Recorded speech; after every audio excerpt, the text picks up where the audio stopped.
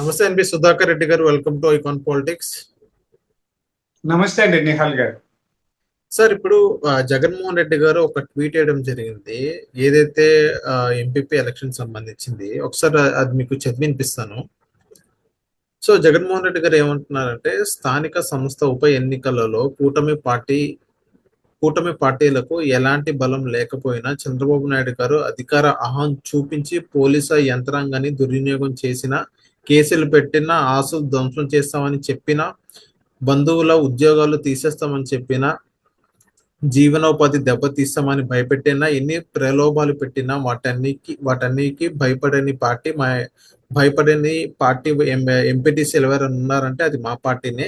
జెడ్పీటీసీలు ధైర్యంగా నిలబడి వైఎస్ఆర్ కాంగ్రెస్ పార్టీ అభ్యర్థులను గెలుచుకున్నారు. విలువలు, విశ్వసనీయత పట్టం కడుతూ ప్రజాస్వామ్యం స్ఫూర్తి నిలబెట్టాలని వైఎస్ఆర్ కాంగ్రెస్ పార్టీ ఎంపీటీసీ, జెడ్పీటీసీ నాయకులను చూసి గర్వపడుతున్నాను. క్లిష్ట సమయంలో మీరు చూపించిన ధైర్యం పార్టీకి ఎంత ఉత్తేజాన్ని ఇచ్చింది.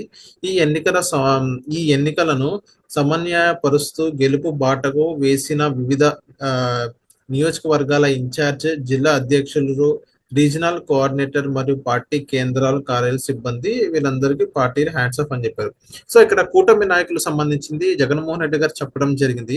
చంద్రబాబు నాయుడు గారు ఆ అధికార అహంతో ఏదైతే పోలీసుల యంత్రాంగం దుర్వినియోగం చేస్తున్నారని, ఏదైతే ఉద్యోగుల్ని, బంధుమిత్రుల్ని వాళ్ళ ఆస్తులు ధ్వంసం చేసి ఎన్ని ప్రలోభాలు పెట్టినా మా పార్టీ నిలబడింది అని జగన్మోహన్ రెడ్డి గారు చెప్పడం జరిగింది. సో ఇక్కడ చంద్రబాబు నాయుడు గారు నిజంగా ఎంపీటీసీని కానీ, జెడ్పీటీసీని కానీ ప్రలోభ పెట్టి వాళ్ళని బెదిరించి బ్లాక్మెయిల్ చేసి ఇలా చేశారంటారా సార్? ఇప్పుడు జగన్మోహన్ రెడ్డి గారు ట్వీట్ చేశారు కదా. సరే, అతను జగన్మోహన్ రెడ్డి గారు అది మతి తప్పి మాట్లాడుతున్నాడో భ్రమపడి మాట్లాడుతున్నాడో అర్థం కాకుండా ఉంటుంది.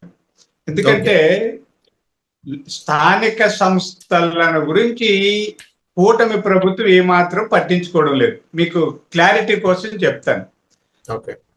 జగన్మోహన్ రెడ్డికి అధికారంలో ఉన్నప్పుడు పంచాయతీ నిధులను కూడా దుర్వినియోగం చేశారండి. పంచాయతీ నిధులను కూడా వేరే దారి మళ్లించి పంచాయతీలకు ఒక్క రూపాయి లేకుండా చేశారు. ఆయన అభివృద్ధే లేదు. అదే కూటమి ప్రభుత్వం వచ్చిన తర్వాత, అంటే అప్పుడంతా వాళ్ళు దౌర్జన్యంగా సర్పంచులు, ఎంపీపీలు, జడ్పీటీసీలు అంతా వాళ్ళే గెలుచుకున్నారనుకోండి. అయినా సర్పంచుల్లో 95% మంది వాళ్ళ పార్టీ వాళ్ళే ఉన్నప్పటికీ కూడా కేంద్ర ప్రభుత్వం నుంచి నిధులు తెచ్చి వాళ్ళ ఆధ్వర్యంలో గ్రామాల అభివృద్ధి కోసం పెట్టారండి. అంటే సిమెంట్ రోడ్లు వేయడం, అన్ని వేయడం, అవన్నీ చేస్తే వాళ్ళకు పేరు వస్తుంది. ఎక్కడ కూడా వైఎస్ఆర్ పార్టీ వాళ్ళకు పేరు వస్తుందేమో అన్న దురుద్దేశము సీఎం గారు చంద్రబాబు గారికి లేదు. అలాగే పంచాయతీరాజ్ శాఖ మంత్రి, ఉప ముఖ్యమంత్రి పవన్ కళ్యాణ్ గారికి కూడా లేదు. ఉంటే సర్పంచ్లంతా వాళ్ళైతే డబ్బులు వాళ్ళకి ఎందుకు ఇస్తాం?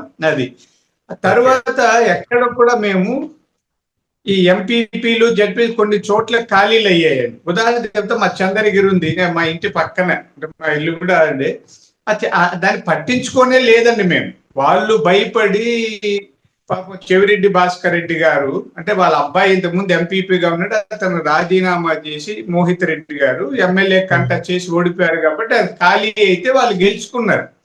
మేము ఏ ప్రయత్నం చేయలే. అయినా వాళ్ళు భయపడి దాదాపు చెవిరెడ్డి భాస్కర్ రెడ్డి గారు 9 కోట్లు ఖర్చు పెట్టారని ఒక అంచనా. ఎక్కడెక్కడో విదేశాలకు తీసుకెళ్లి బోట్లలో తీసుకొచ్చి తలా 10 లక్షలు ఇచ్చి మేము అసలు పట్టించుకోనే లేదు. వాళ్ళే భయపడ్డారు.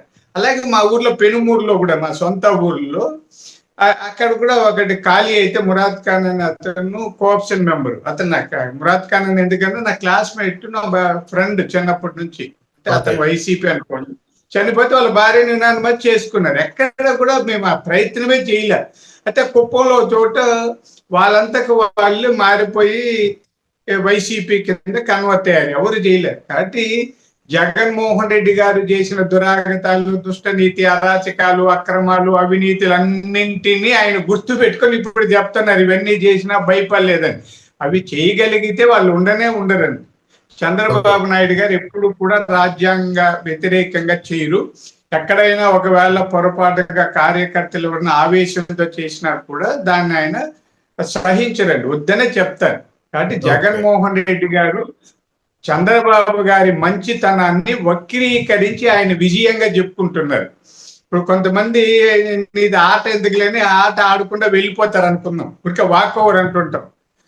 నేను గెలిచాను, ఆడుంటే కదా నువ్వు గెలిచేది, నీ ఆటే వద్దని వెళ్ళిపోయాము. స్థానిక సంస్థల మీద ప్రత్యేకంగా ఎలాంటి దౌర్జన్యాలు అక్రమాలు ఎక్కడ కూడా చంద్రబాబు గారు చేయలేదు. ఆ ట్వీట్ ఉత్తుత్తిదే. ఆయన ఏదో చాలా మెహర్బానీ కోసం కార్యకర్తల్లో ఏదో ధైర్యం నింపాలని ఆయన అనుకుంటున్నారు. నిన్న అంబటి రాంబాబు గారు కూడా అదే మాటలు చెప్పారు. చాలాసేపు టీవీలంతా మాట్లాడి మేము దేనికి భయపడము అది ఇది అని. వాళ్ళు భయపడేది జైలుకి పోయినా మళ్ళీ వచ్చేస్తా అంటే, నేరాలు అన్ని చేసిన వాళ్ళు దొంగలకు భయమే ఉందండి. ఇప్పుడు జోబు దొంగ ఉన్నాడు, జోబు దొంగలు ఎన్నిసార్లు లోపల వేయండి, వాడు భయపడినాడా? దొంగతనం చేస్తాడు చచ్చే వరకు. అలాగే చాలా ఇప్పుడు వ్యసన పరులు లేదా ప్యాక్ ఆటగాళ్ళు అప్పుడప్పుడు అరెస్టులు చేస్తుంటారు, వదిలేస్తే మళ్ళీ ఊరి మీద పడుతుంటారు. కానీ జగన్మోహన్ రెడ్డి గారి బ్యాచ్ ని మేమేం భయపెట్టాలనుకోవాలి. భయపెట్టినా సంస్కరించిన వాళ్ళలో మార్పు రాదు. ప్రజలే వాళ్ళకి సరైన బుద్ధి చెప్తారు. అంతవరకు వేచి చూడడం తప్ప మేము ఏం చేయమండి. వాళ్ళ మీద దౌర్జన్యాలు ఏమీ లేవు. చంద్రబాబు గారు చాలా స్పష్టంగా ఉన్నారు. సార్, ఇక్కడ మనం చూసుకున్నట్లయితే ఇప్పుడు ఏదైతే రాప్తాడు సంబంధించిందో, ఇప్పుడు మాజీ ఎమ్మెల్యే ప్రకాష్ ఎవరైతే ఉన్నారో, ప్రకాష్ రెడ్డి గారు, సో ఆయన కూడా ఏదైతే ఇప్పుడు కూటమి నాయకులు మా ఎంపీటీసీలని అరెస్ట్ చేశారని ఆయన చెప్పడం జరుగుతుంది. ఆయన వైఎస్ఆర్సీపీ అనుకూల మీడియాలో కూడా అదే ప్రచురించడం జరుగుతుంది. దానిపైన మీరేమంటారు సార్? ఇప్పుడు ఈ అరెస్టులు పోలీసులకి ముఖ్యమంత్రులు లేదా ప్రతిపక్ష నాయకులు అవసరం లేదండి. ఇప్పుడు మీరు నేను గొడవ పడ్డామండి, మన ఇద్దరం వెళ్ళి కేసు పెడితే పోలీసులు వస్తారు, కేసు రిజిస్టర్ చేస్తారు, విచారణ చేస్తారు. సహజంగా జరిగే ప్రక్రియ. దానికి పెద్ద రాజకీయ ఒత్తిళ్ళు, రాజకీయాలు చెప్పి తప్పుడు కేసులు పెట్టించడాలు ఇవేమి అవసరం లేదు. ఎవరైనా భారత రాజ్యాంగంలో మీరు నేరుగా కాకపోతే ఆన్లైన్ లో కేసు పంపినా కూడా రిజిస్టర్ చేస్తారు. ఇప్పుడు చాలా సౌలభ్యం ఉంది కదా, మీరేమి అక్కడ పోయి జనాలు వేసుకొచ్చి చేయాల్సిన ఆన్లైన్ లో పెట్టండి. లేదా ఏమన్నా గొడవ జరుగుతా అంటే 112 కింద ముందు 100 ఉండేది, దానికి ఫోన్ చేయండి, పోలీసులు వెంటనే వస్తారు, స్పందిస్తారు. ఇలా లేదా ఎక్కడో జరిగిన గొడవలన్నింటికి కూడా ప్రతి గొడవకి ప్రతి అంశానికి పార్టీల్ని ముడిపెట్టి బురద చల్లడం వాళ్ళకి అలవాటు. అంతే తప్ప ఇక్కడ చంద్రబాబు నాయుడు గారు లేదా హోమ్ మినిస్టర్ గారు మరొకరు జోక్యం చేసుకొని చిన్న చిన్న కార్యకర్తల మీద కేసులు పెట్టమనే ప్రశ్నే లేదని. ఇప్పుడు మేము చూస్తున్నాం కదా, చంద్రబాబు నాయుడు గారు అలాంటి వాళ్ళు ఎవరన్నా వెళ్తే కూడా ఆయన ఎంటర్టైన్ చేయరండి. ఇప్పుడు నేను 4 నేరాలు చేసి వెళ్ళి నేను రోజు టీవీలో మాట్లాడితే నేరాల నుంచి నన్ను కాపాడంటే మెల్లిగా పక్కన పెట్టేస్తారు నన్ను. ఇలాంటి నేరస్తుని మనం ఎందుకు ఇచ్చాము పదం అని, ఈసారి వచ్చేటప్పటికి నెమ్మదిగా బాగున్నావు కదా అని పక్కన పెట్టేస్తారు. చంద్రబాబు నాయుడు గారు సమాజ హితాన్ని కోరి పనిచేస్తారండి. సమాజానికి ఎవరైనా కంటకంగా ఉంటే, అసాంఘిక ప్రవృత్తి కలిగి ఉంటే వాళ్ళని నెమ్మదిగా పక్కన పెట్టేస్తారు. అది ఆయన ప్రవృత్తి, ఆయన వ్యక్తిత్వం కూడా. కాబట్టి వీళ్ళందరూ చేసే ఆరోపణలు ఉత్తుత్తివే. వాళ్ళు చెప్పే వాటిల్లో వాస్తవాలు లేదు, మనం పట్టించుకోవాల్సిన పని లేదు. సార్, ఇక్కడ మనం చూసుకున్నట్లయితే ఎంపీపీ దాంట్లో కూటమికి కేవలం 11 సీట్లే వచ్చింది. 50లో 39 వైఎస్ఆర్సీపీ గెలుచుకుంది అని వైఎస్ఆర్సీపీ వాళ్ళ సోషల్ మీడియా హ్యాండిల్స్ లో మనం చూస్తున్నాం కదా. దీని సంగతి, ఈ క్యాలిక్యులేషన్ ఒకసారి మీరు చెప్తారా సార్? గత ఎన్నికల సమయంలో అడ్డుగోలుగా వైఎస్ఆర్ పార్టీ వాళ్ళు గెలిచారండి. మీకు అందరికీ తెలుసు. అప్పుడు నామినేషన్లు వేయించలేదు. అప్పుడేంటే మనకు లాక్డౌన్ కూడా ఉంది. చాలా ఉంటే నామినేషన్లు చింపేశారు, అక్రమాలు చేశారు. మాకేమైనా శిస్తు అంటే కట్టినట్టుగా ఆధారాలు కావాలని అడుగుతుంటారు, నో డ్యూ సర్టిఫికేట్, అలాంటిది పోతే ఇవ్వలేదు. ఇలా చేసి అక్రమంగా గెలిచిపోయారు వాళ్ళు. కాబట్టి మెజారిటీ వాళ్ళకే ఉన్నప్పుడు మేము గెలిచేది ఏముందండి? మెజారిటీ వాళ్ళే. అక్కడ ఇప్పుడు ఈ ఉప ఎన్నికలు ఎందుకు జరిగాయంటే ఎంపీటీసీలో, జడ్పీటీసీలో లేదా కోఆప్షన్ మెంబర్లో, ఎంపీపీలో ఎవరైనా చనిపోవడాలు లేదా వేరే కారణం వల్ల రాజీనామాలు చేయడం, ఇది ఏదైనా జరిగినప్పుడు ఖాళీలు ఏర్పడ్డాయి. వాళ్ళే ఉన్నప్పుడు, మెజారిటీ వాళ్ళు ఉన్నప్పుడు మేము మళ్ళీ మెజారిటీ తెచ్చుకున్నాము వైసీపీకి రాలేదనేది వెర్రి మాట అండి, వెర్రి మాట. ఉన్నదే అంటే ఇక్కడ వాళ్ళు.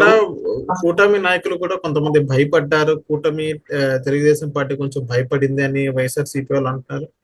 ఏం లేదండి, అట్లయితే అన్ని చేసి ఇప్పుడు ఆ 11 మంది ఎంతమంది ఎందుకు వచ్చారు ఈ పక్క అంటే కొన్ని చోట్ల వాళ్ళ నాయకత్వాన్ని సహించలేక మారిన వాళ్ళు మేము ఉండలేమని చెప్పి వాళ్ళంతకు వాళ్ళు ఎక్కడ కూడా చంద్రబాబు నాయుడు గారు కూటమి వాళ్ళు ఎవరిని పిలవలేదు. ఎక్కడ నాకు తెలుసు కదండి, ఫీల్డ్ లో ఉన్న చిత్తూరు అంటే రాష్ట్రం అంతా తెలియకపోయినా చిత్తూరు జిల్లాలో మాకు పట్టించుకొని కూడా లేదండి.